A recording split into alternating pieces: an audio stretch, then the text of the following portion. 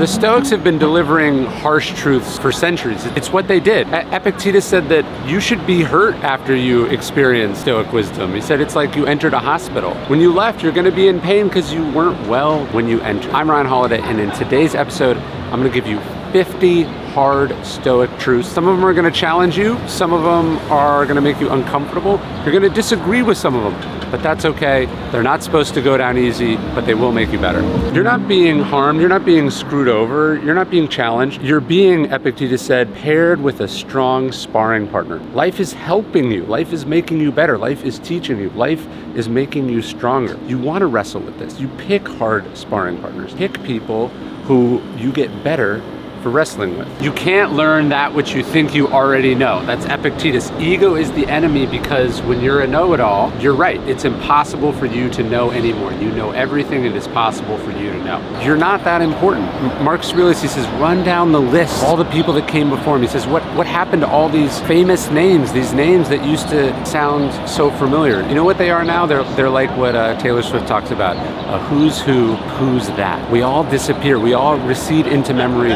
We are all forgotten. Another way to spell perfectionism, Churchill said, was paralysis. They are the same thing. You think it's that you have high standards, but it's actually an excuse not to have to do things. Positive visualization is bullshit. You should be doing negative visualization. The Stoics say premeditatio malorum, a premeditation of evils. Seneca says nothing happens to the wise man contrary to his expectations. That means we consider all the possibilities. He says exile, war, torture, shipwreck. We should think about all that. Why? Because he says the unexpected blow lands heaviest. He says a leader can't say, wow, I didn't think that would happen. You have to think about it, you have to anticipate it. This is different than being anxious, this is different than dreading. You think about it, you prepare for it, and then you're ready whatever happens. You're never gonna escape change. Life is change. Marcus Aurelius reminds us that being born was a change, death is a change. Every good thing in your life came from a change. So did bad things, of course, but everything in life is change. You cannot escape it. You can only accept it. You can only embrace it. If you don't take the money, they can't tell you what to do. That's a line from great New York City photographer. But it actually goes all the way back to Stoic philosophy too. Zeno refused to dedicate his books to kings. He didn't want to take money from them. The idea is when you curry favor the way that, for instance, Seneca does with Nero, it makes you vulnerable and they can boss you around. They own you. But when you maintain your independence, when you can fulfill your own needs and you can support yourself, you have the freedom, you have the power to make choices, you have command over yourself. It all gets rendered very, very insignificant very, very quickly. There's a great Roman poet and he said, in life, Alexander's ambition was bigger than the world. And the world wasn't big enough to contain him. And yet, he says, in the end, a coffin was sufficient. Marcus Aurelius would say something very similar about Alexander the Great. He said, Alexander the Great and his mule driver, they both died, and the same thing happened to both. And the same is true for you. You're being crazy letting them determine whether you did a good job or not, whether you're happy or not, whether you're a success or not. Marcus Aurelius says, ambition is tying your happiness to what other people do and say and think. Sanity, he says, is tying it to your own actions. So what part of the process, like when I work on my book, the writing of the book is up to me, right? How it does on the bestseller list, what people think about it, what the reviews say, that isn't up to me. So my definition of success is an internal one. I'm focused on the parts of it I control. Do I want other people to like it and care about it? Sure, I guess it's nice to have, but it's extra. It's not why I do it, because to want that, or worse, to need it, is to be insane and, of course, incredibly vulnerable. It always takes longer than you think, even when you take that into account. The Obstacles Away came out in 2014, so it's 10 years to today, but it took 6, maybe 7 years for it to hit a bestseller list, right? It takes longer than you think. You think you deserve it now. You think it'll happen now. It takes so much longer than you think it's going to take. That's just life. It stares you in the face. Marcus Aurelius says, no role is so well suited to philosophy as the one you're in right now. He was the emperor of Rome, yet he was able to be philosophical, to follow virtue. On the other end of the spectrum, Epictetus was a slave. He was tortured. He didn't control his body, his life, his time, and he was a philosopher. No role, nothing excludes you from being a philosopher. You can read these books, you can think these things, you can act on these ideas, you can apply them in your life, you can follow virtue, you can achieve arete, you can acquire wisdom. That's what philosophy is. It's not high-minded, abstract ideas. It's something you apply to your actual life, to your real job, high or low, big or small. Nothing can stop you from that. It's not unfortunate that this happened to you. Marcus Aurelius writes this to himself in Meditations. He says, it's fortunate that this happened to you. He says, because I've remained unharmed by it. He was saying that, his character hadn't been affected. But I think more importantly, he's saying, now I get to do something with it. That's what the obstacle is the way means. Now I get to do something with it. It's good that it happened to me instead of someone else, because I'm the one that's uniquely suited, uniquely trained to do something with it. It's going to take a lot out of you. It's going to take more out of you than you think you have. Marcus Aurelius is, in one passage in Meditations, he's trying to amp himself to get out of bed in the morning. He goes, oh, it's warmer under the covers here. I like being comfortable. He says, you weren't made to be comfortable. You weren't made to huddle under the covers and be warm. He said, no, people who love what they do, they wear themselves down doing it. He said, there's a limit on the eating and the sleeping and the fun side. You got to get out there. You got to do what your nature demands. And you got to understand it's going to be hard and it's going to take a lot out of you. It's not that you read, Epictetus reminds us. It's what you read. If you're offended, it's your fault. Epictetus says you are complicit in taking offense. The remark was objective, the thing just was, and then you decided that it hurt you, you decided you were harmed by it. It's not actually true. Another person can't hurt you. You are complicit in taking offense. You just gotta mind your own business. Marcus Aurelius reminds us, we should stop trying to escape other people's faults. We should try to escape our own, Marcus Aurelius tells us. Most of what you do is totally inessential. Marcus Aurelius says that's a question we have to ask ourselves. He says we have to ask ourselves, is this essential? Because so much of it is trivial, so much of it is unnecessary, so much of it is inefficient. And he said when you eliminate the inessential, what you get is the double benefit of doing the essential things better. So you want to constantly be eliminating, constantly paring things down, constantly asking yourself, do I really need to be doing this? Is it important? Is it going to move the needle? Why am I doing it? How could I do it better? You eliminate the inessential and you do the essential better. Pleasure passes quickly, but the shame remains. That's the harsh Stoic truth. But the positive side of that is the reverse. When you work hard for something, when you put in hard labor on something, that passes quickly. But the pride, the virtue, the good that comes out of it, it remains. Poverty isn't just having too little. This is what Seneca says. Just because you have money doesn't mean you're rich. He says poverty is wanting more. So you could be a very wealthy, very successful person, but if there is not enough, if you are constantly craving and hoping for more, then you're very, very poor. Just reading a book is not enough. You have to reread the book. Seneca says we have to linger on the work of the master thinker. Talking about reading it once and again and again and again, because each time we read the book, we find something new, we bring something new to it, we take something new out of it. You should probably shut up. You should probably shut up. Zeno said it's better to trip with your feet than with your tongue. Cato said he would only speak when he was certain that what he was about to say was not better left unsaid. So much of what we say doesn't need to be said. It doesn't matter. It's trivial. It's not important. And it's also probably incorrect. So catch yourself before you're going to say it. Catch yourself before you speak and ask yourself, is this better left unsaid? The thing is not the problem. It's your opinion about that thing. The Stoics say the event is objective. It's indifferent to us. It's our opinions about it that are the problem. And by the way, the thing is not asking for your opinion. It doesn't give a shit about your opinion. You got to stop wasting time talking about this stuff, arguing what a good person is like, what the right thing is, these complicated virtue ethics. Marcus Aurelius says, waste no more time arguing what a good person is like, just be one. You don't get rich acquiring things, acquiring money. Epictetus says it's not about having many things, it's about having few wants. If you have everything you need, if you have enough, if you feel sufficient, then you are very rich. Would it also be nice to pair that with having a lot of money? Sure. But you could also have very little and feel like enough, feel good. Get to a place where you feel like you have enough, then you are rich. When you pare your wants down, when you don't need anything from anyone or anything outside your control, that to the Stoics is true wealth. 2 ears, 1 mouth for a reason. You're talking way too much. The less you talk, the better you'll do. And by the way, it's worth remembering that talking about something and doing it fight for the same resources. The more you talk about it, the less energy and resources you have to actually do it. Your problem is that you want the third thing. Marcus Aurelius says, okay, you did something good for someone. They received that benefit. That's awesome. Transaction concluded. You don't need the third thing. Recognition, gratitude, appreciation. You don't need the world to throw you to a parade, don't need acknowledgement, and you didn't even do anything special. You did your job, which is to do good, to be good, to help people, to be kind. You did the right thing, that's enough. The grudge you're holding, it's meaningless. Marcus Aurelius says, look at the people who held these grudges, who raged about things, who held on to things. He says, where are they now? They're dead and gone. The grudge went nowhere. And the same is going to happen to your thing. Whatever it is you're upset about, however significant it was for you, eventually it disappears along with you. So how can you work on letting it go? How can you move on? How can you process? How can you not carry it around? How can you not let it consume you? This is what you trained for. That's the whole point of philosophy, Epictetus says, to be able to say to whatever situation you find yourself in, whatever the moment is, big or small, positive or negative, you're supposed to be able to say, this is what I trained for. This is what it was all leading up to. This is the point of all of it. This is what I trained for. And now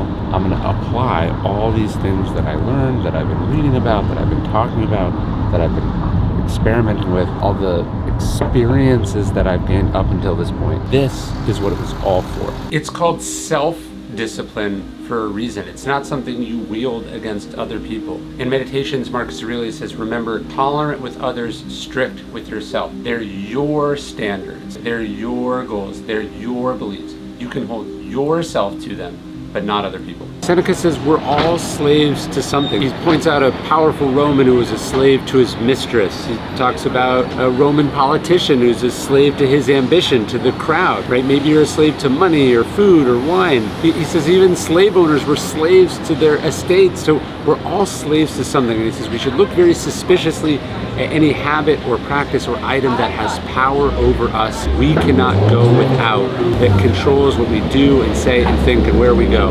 If everyone agrees with you, then you're not really thinking originally at all. Chrysippus, one of the early Stoics, he said, if I wanted to be part of the mob, I wouldn't have become a philosopher. So it's okay to have controversial opinions. In fact, you should have a few controversial opinions. You should think for yourself. Don't do what everyone else is doing. Don't think what everyone else is thinking.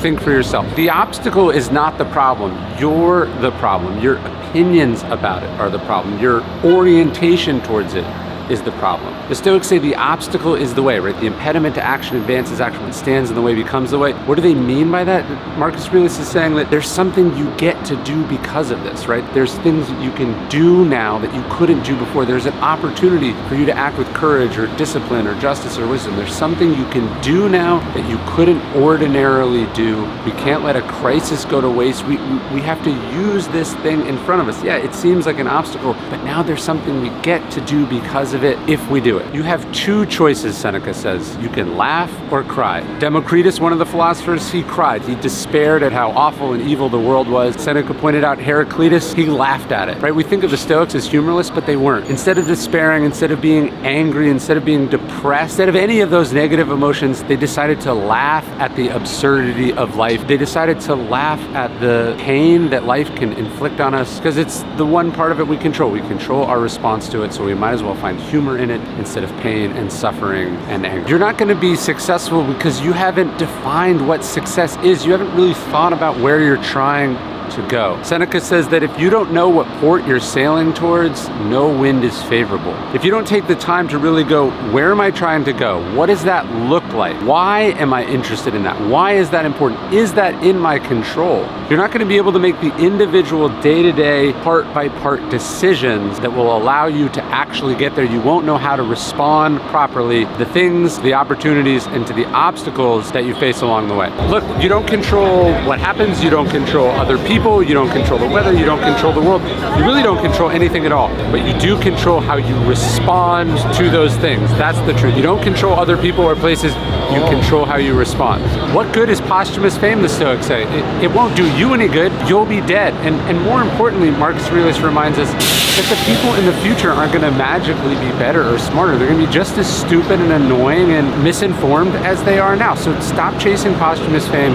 Exist in the present, do what you can now, do what's right now. It's not just that you read, you have to read a lot. General James Mattis, a modern day Stoic, he says, if you haven't read hundreds of books about what it is you do, about your craft, about your chosen line, he said you are functionally illiterate. And that's such a great line. Being literate is awesome, but how literate are you? The Mark Twain line about the person who doesn't read has no advantage over the person who cannot read. It's not just that you can read, it's you have to read deeply. You have to read everything available. You have to read things you agree with, things you don't agree with. You have to be more than just literate.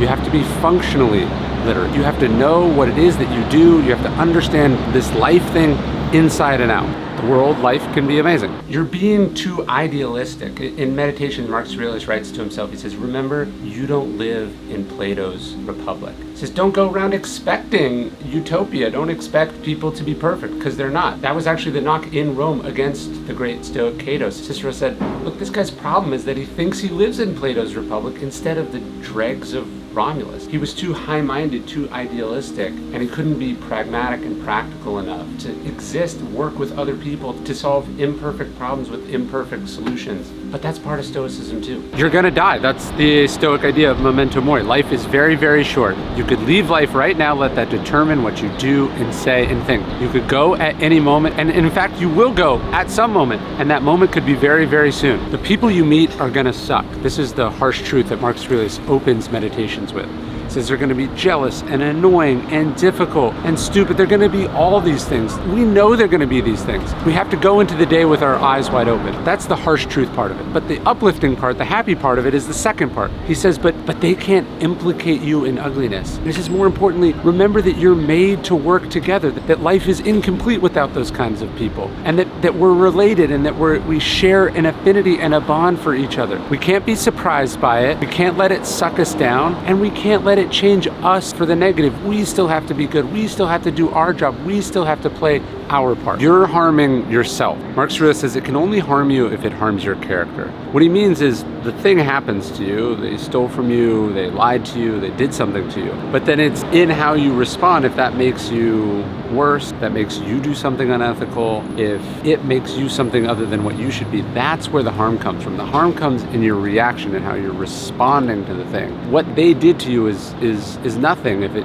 doesn't touch inside you, if it doesn't change who you are, what you do, how you treat people. You think you're a good person, but you're hurting people. Marcus Aurelius reminds himself in meditations, he says, remember you can commit an injustice by doing nothing also. And there's the things that we turn away from, the things we don't want to think about, the things that we say are someone else's problems, the things we say we can't do anything about, right? And those are injustices that we are allowing to be perpetrated. And we're complicit in that, unless we try to do something about them. You want power, you want control, you want influence, and yet you neglect the most valuable empire there is. The greatest empire, Seneca said, is command of oneself. Your thoughts, your opinions, your actions, your urges. Command of oneself is the greatest empire. Self-command, self-discipline, self-control. That's real power. Think of how many powerful people, how many important people, how many people who ruled great armies or nations didn't have that. They were slaves to their desires, to their ambitions, to their need for more and more and more. And if you have control of yourself, then you have more than they will ever have. It's not impressive that you can read difficult books, that you know all this fancy literature. There was a Stoic student who was bragging to Epictetus that he'd read all the works of Chrysippus. And Epictetus looked at him and he said, if Chrysippus was a better writer, you'd have less to be proud about. Philosophy isn't supposed to be complicated. It's not supposed to be pretentious. It's supposed to be simple and straightforward. And it's supposed to be something that you apply to your life. You care about yourself more than other people. You're self-interested, as all people are by definition. And yet, Marcus Aurelius points out, we care about other people's opinions more than our own. We care if they like what we wear, if they like what we say, if they think we're good or bad or whatever. It's insane. Trust your opinion, develop your own internal compass, your own internal sense of whether you're doing a good job or a bad job, whether you were successful or not. You can't outsource it to the crowd. Remember, the crowd is the mob is irrational. You can't let them determine any of it. You're not strong unless you can do something with that strength. You're not smart unless you can do something with that intelligence. Epictetus said if someone was bragging about lifting weights and all the workouts they were doing, you wouldn't say, show me your shoulders. You would say, show me what you can lift. Show me what you can pick up.